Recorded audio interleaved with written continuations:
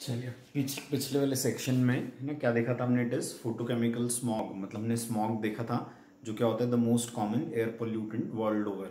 ठीक है, वो दो टाइप का था, that was classical and photochemical. ठीक है, अब फोटोकेमिकल स्मॉग का composition and all we have seen in the earlier section. अब हम अगली चीज जो देख रहे हैं वो कौन से देख रहे हैं, फोटोकेमिकल स्मॉग के जो इफेक्ट्स होते हैं वो क्या होते हैं।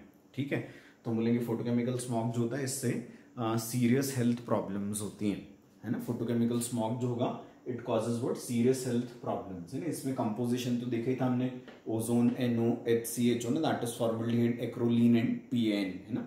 तो परऑक्सी एसिटाइल नाइट्रेट, ये सब क्या इसके कंपोनेंट्स होते हैं, है ना। और इनसे होने वाली परेशानियां जो रहती हैं तो हम बोलेंगे क्या हो जाएगा, इससे ओजोन और PAN जो है, जो इसका कंपोजिशन होता है, तो ये काफी ज्यादा स्ट्रॉन्ग आई इरिटेंट्स होते हैं है ना।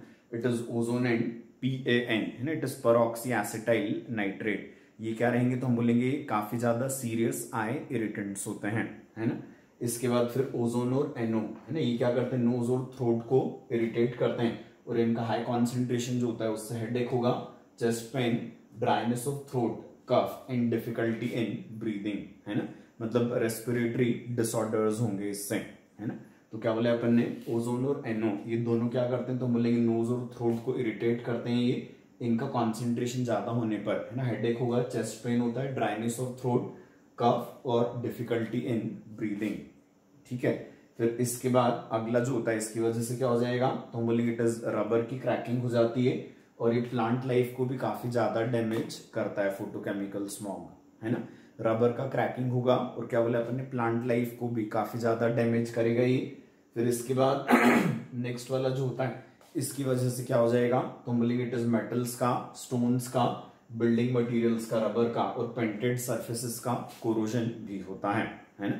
क्या रहेगा, एक कोरोजिव होता है एक्शन में, और इसका कोरोजिव एक्शन कहां देखने को मिल रहा है हमको, metal, stones, building materials, rubber and painted surfaces पर। ठीक है ना।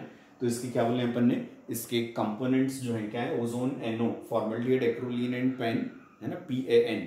ठीक है, it is peroxy acetyl nitrate. Serious health issues हैं तो क्या हो जाएगा, ओजोन PAN आई इरिटेंट है, ओजोन और NO ये क्या करते हैं, रेस्पिरेटरी सिस्टम को बैडली अफेक्ट करते हैं, है ना।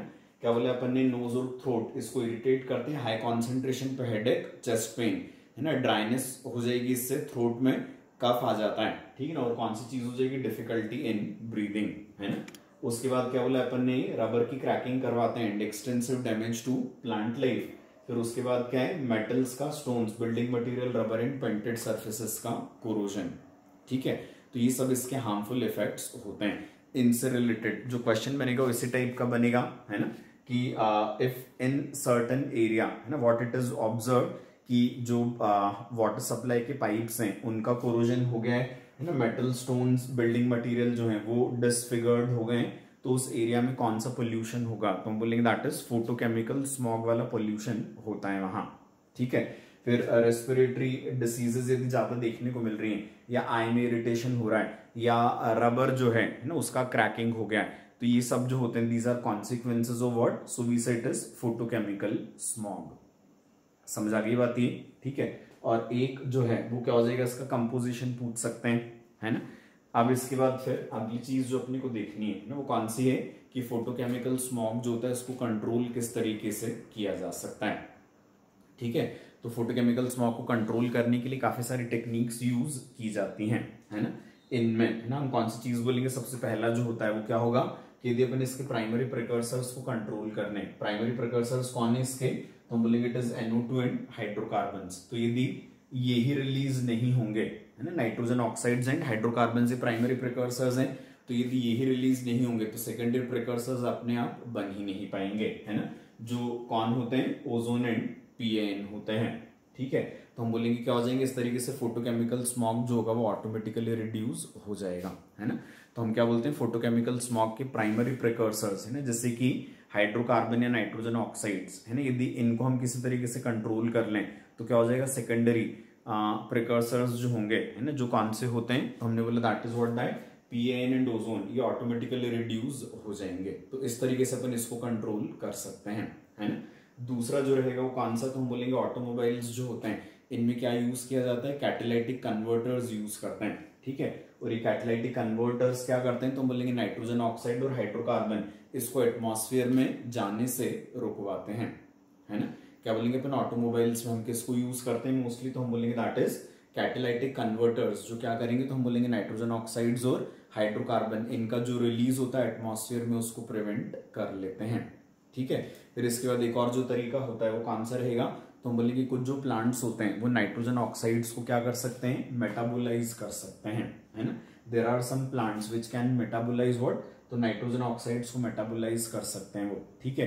तो इन प्लांट्स का प्लांटेशन यदि ज्यादा से ज्यादा किया जाए तो क्या हो जाएगा, तो हम बोलेंगे नाइट्रोजन ऑक्साइड्स का एटमॉस्फेयर में जो रिलीज हो रहा था वो कंज्यूम होते जाएंगे, तो हम बोलेंगे इस तरीके से हम क्या कर पा रहे हैं, तो फिर से वही जो फर्स्ट वाली चीज थी ना कि प्राइमरी प्रिकर्सर को हम कंट्रोल कर रहे हैं इस तरीके से, ठीक है।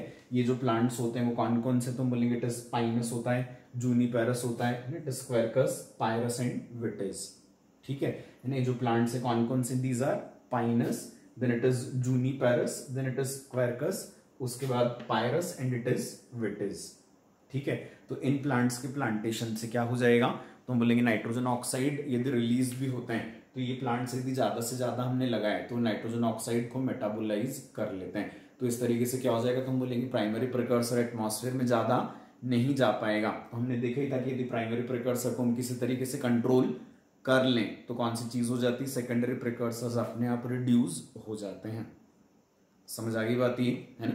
तो कौन सी वाली चीज, अब इससे रिलेटेड क्वेश्चंस तो जैसे सिंपली बनते हैं, है ना, कि फोटोकेमिकल स्मॉग को कंट्रोल करने के लिए, है ना, कौन से प्लांट्स का प्लांटेशन किया जाना चाहिए तो ये इनमें से कोई सा आ जाएगा, ठीक है, या इनमें से तीन आ जाएंगे, एक ऑप्शन आ जाएगा ऑल ऑफ दीज, ठीक है।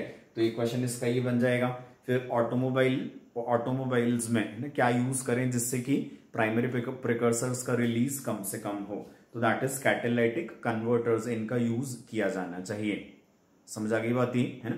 तो हम बोलेंगे हर तरीके से, किसी भी तरीके से हम किसको, प्राइमरी प्रिकर्सर्स को कंट्रोल कर लें तो सेकेंडरी प्रिकर्सर्स का कंट्रोल अपने आप ही हो जाता है। आगे समझ में, है ना।